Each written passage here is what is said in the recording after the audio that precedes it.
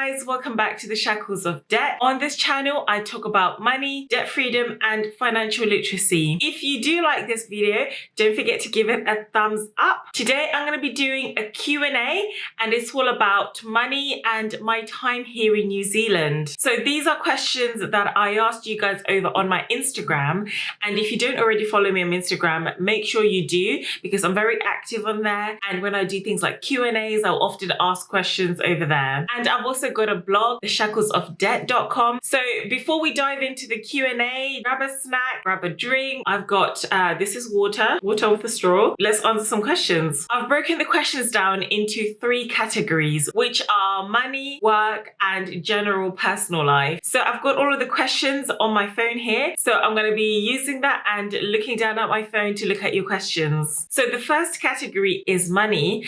And the first question is that, can you compare the cost of living between the UK and New Zealand? Now, this is a question that I get asked quite a lot. And before I moved here, it was a question that I had. Now, in terms of the cost of living, I can definitely say that New Zealand is way more expensive. However, because I haven't done like a side-by-side comparison, so it's very difficult for me to tell you just by how much more expensive it actually is.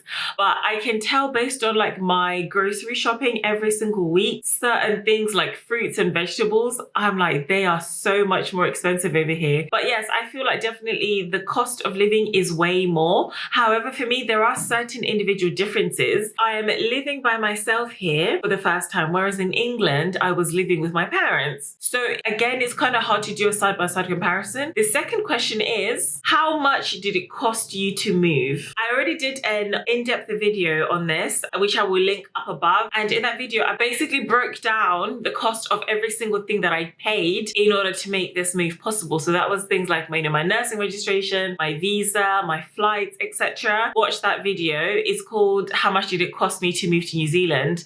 And that really answers that question. But as a ballpark figure, from what I remembered, it was like 1,200 and something pounds, which actually wasn't too expensive. But then again, you gotta add the fact that I moved by myself and I didn't have any pets or kids or any other thing. So that was just the cost of me as a lone traveler. The next question is, are you buying a house in the UK or in New Zealand? And this is a very interesting one that actually I've been thinking about myself. The short answer is I'm not sure yet, but I'm leaning towards the UK. And the reason why I'm leaning towards the UK is that, comparatively speaking, I think it's much easier for me to buy a house in the UK than it is over here in New Zealand. Houses are expensive here. Like, you know, I've had to look around at some house prices over here, and I've driven down some like really lovely streets, and it's just, for me, where I am at the moment, it's just not affordable to buy a house in New Zealand. And also, you can't purchase a house unless you are a permanent resident, which I'm not at the moment, and I don't know when I will become a permanent resident or if I will stay long enough here to become a permanent resident. Whereas in the UK, houses are a lot more affordable, and also in the UK, you need like a lower deposit, whereas over here in New Zealand, you need like, I think it's like 20% deposit, whereas UK, you can do it with either a 5 or a 10% deposit. So it's much easier to get onto the housing ladder. The next question is, are houses more expensive in New Zealand compared to the UK? And I kind of touched on this in the previous answer. In a nutshell, I feel like the housing, especially here in Auckland, is what you would expect for a large city. Like, because I know certainly in London, you get like £1 million houses, like, and you do get that here. But as like a side-by-side comparison, I don't really know the exact figures, but I do get the impression that houses are more expensive down here in Auckland. Question number 5, what investment platform do you use in New Zealand? For me, I like passive index fund investing,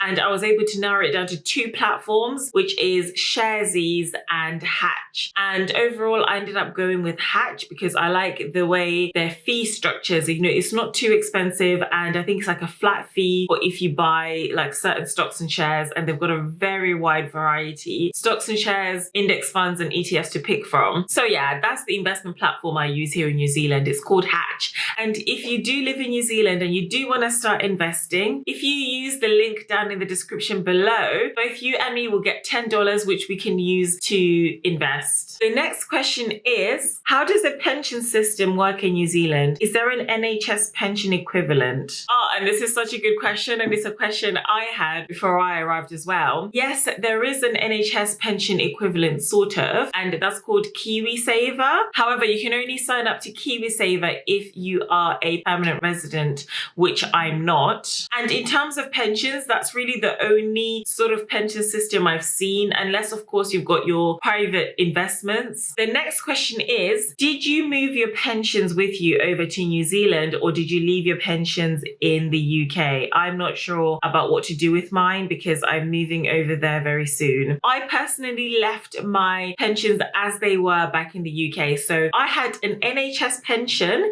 and a private pension through a company called PensionBee, and I was investing into that separately by myself. I did speak to a financial advisor before I left the UK. I would suggest that you do the same. So I chose to just leave mine as they were because I don't know if New Zealand is going to be a permanent thing, and there's like a lot of like tax implications, and it would just all look so complicated to me. So I just thought, you know what, let me just leave that as it is. I might go back to the UK, I might not. If I decide to stay here permanently, then I can always move them. But at the moment, there's no rush. I'm just leaving them as they are. And also, since I'm not able to invest in KiwiSaver, I am still investing privately into my pension with PensionBee. The next category of questions is work. And this question says, how are you finding nursing in New Zealand? Overall, I'm finding it quite good because the New Zealand model of nursing is very similar to the UK model. So for the job that I'm doing, I feel like I'm actually pretty much doing exactly the same job as I was back in the UK. So that's made the transition a lot more easier. The patients are similar, but obviously there are always going to be individual differences because this is a completely different population group. But overall, I think I'm finding it really good. This system I'm still getting used to. There are lots of like different teams and different acronyms, but that's like with any job, it's going to be an adjustment. So yes, I'm finding nursing New Zealand quite good. The next question says, what are the differences between nursing in England and nursing in New Zealand? For me personally, it feels like there's like less pressure, and I also feel like compared to the NHS, I feel like there's less of a blame culture, and overall I feel like it just feels a lot more relaxed. I don't necessarily feel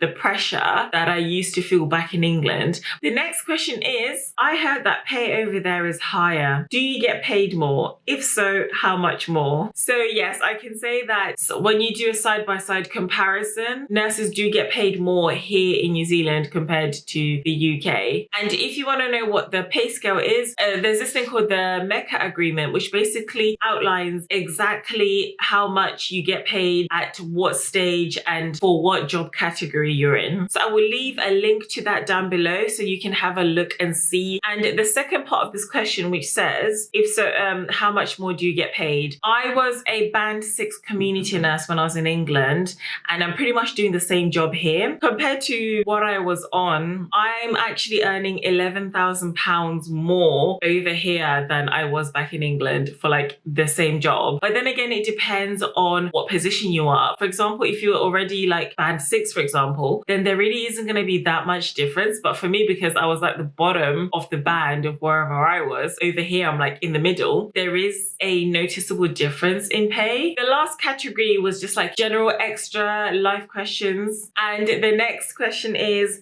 how is your mental health? I saw your struggling in New Zealand video. Are you still feeling lonely? And thank you so much for asking this. I made a video, it was about 3 months ago now, where basically I spoke about the struggles I was having in New Zealand at that time because I was really struggling to fit in, and I was feeling lonely and my mental health wasn't doing too well. And if you haven't seen the video, I will link it up above, but I'm happy to say that things have gotten so much better since I filmed that video because we're now out of the lockdown. I've now been able to meet people. I'm starting to make friends. I'm getting used to work, and it's getting hotter. Like it's like summer, so it's really nice, and I'm able to like go out and about to go to the beach. So it's been really nice. So it's definitely improved my mental health, and it's just really nice being able to like interact with people and to just see people. So yeah, no, I'm no longer feeling lonely, and my mental health has improved. The next question is, how do you even start the process of moving to New Zealand? Now, in terms of starting the process, the first step is to go to the New Zealand immigration website. They have got a lot of very useful information about different types of visas and dates and all of that lovely stuff. And also, immigration is such a huge task. Maybe consult an immigration advisor. But yes, definitely as a starting point, the New Zealand immigration website. The next question is, how long have you been there? So I'm filming this video in December 2021, and I arrived in August. So that's August, September, October, November, December. So I'm in my 5th month here. So yes, I've been here for 5 months. The next question is the quality of life in New Zealand better? I feel like yes, it is. Definitely. Absolutely. And the reason why I feel like it's better is because I feel like I've got much more of like a work-life balance because of the kinds of shift patterns I do. We do like half days. So like it's like 8 hours a day. On an early shift, you start from 8 a.m., finish at like 4:30. And if you're in a late shift, you can start at 1:30 and finish at 9 in the evening. And that can seem like quite a lot. However, I feel like I've got so much time to do things either in the morning or in the afternoon. And because here in Auckland, you're just so close to like so many beaches and you're only like half an hour away from like some amazing woodland walks, that it does make a big difference in the quality of life. The next question is, are you 100% adjusted to living there? I would say no, I'm not 100% adjusted to living here. I don't know if you ever are 100% adjusted to living anywhere, but I do feel like things are definitely getting better. However, I do miss home. I do miss my family. I do miss my friends and like all of like my familiar surroundings. But I would say with like each passing month, I get more and more adjusted to being here. The next question was, have you made friends yet? I would say yes. I've met some really lovely people. I've been on a couple of nights out, been out to dinner with a few friends, went out for hikes, and that's been so good and so lovely. So yes, I am starting to make friends. The next question is, what places do you want to visit whilst you're in New Zealand? I have got like a long, when I say long, I mean like a long list of places I want to do. So I want to do the South Island. I want to do the top of the North Island. I've got so many places I want to go. But then also at the same time, I realized I'm so close to like the Pacific Islands and like I want to try Fiji and Bora Bora and Australia, for example. So I've just got like a long list of places to go. And now that things are slowly opening up and improving with the whole travel situations,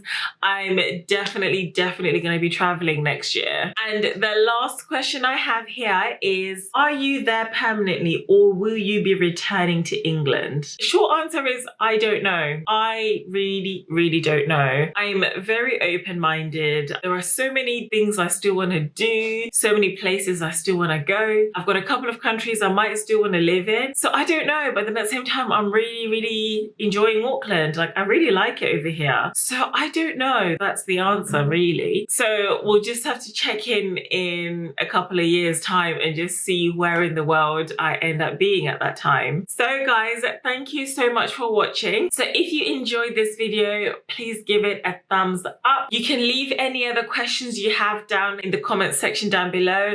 I will reply to all of you. And if you want to be involved in like future Q&As, don't forget to follow me on Instagram and also check out my blog. I hope you have enjoyed this video. Thank you so much for watching and I will see you in the next one. Bye.